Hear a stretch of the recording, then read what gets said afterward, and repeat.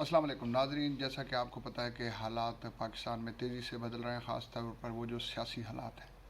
تو انہی سیاسی حالات کو مد نظر رکھتے ہوئے میں نے اسلام آباد کا چکر لگایا۔ اسلام آباد کے اندر کیونکہ کافی اچھی خبریں مل جاتی ہے، تو یہاں پہ کافی سارے لوگوں سے میری ملاقات ہوئی۔ تو پہلی بات تو یہ ہے کہ جب تک الیکشن کی کوئی شفاف تحقیقات نہیں ہوتی،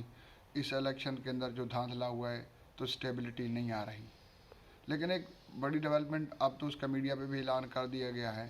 کہ امریکی کانگریس مین نے صدر جو بائیڈن کو خط لکھ دیا ہے۔ اب امریکہ پھر سے آ گیا ہے کہ میں نے پاکستان میں انسانی حقوق کی جنگ لڑنی ہے۔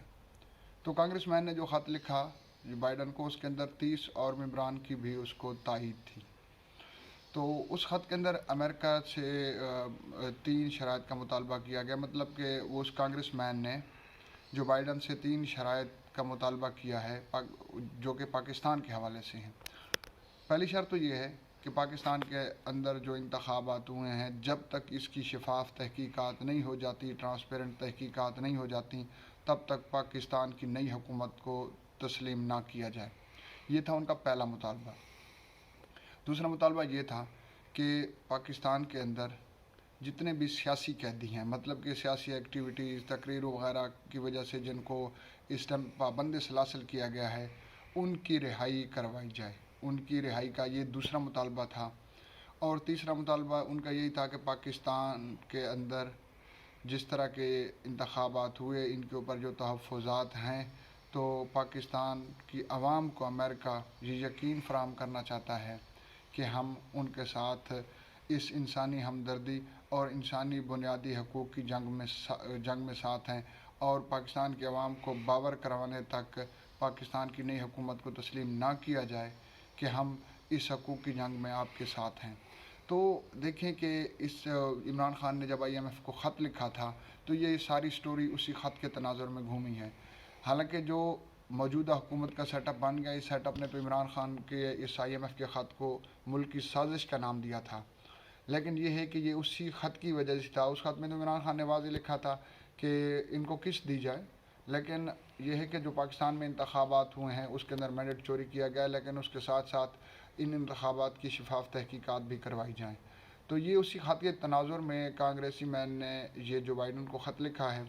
تو جو بائیڈن کے سامنے یہ 3 شرائط بھی رکھ دی گئی ہیں۔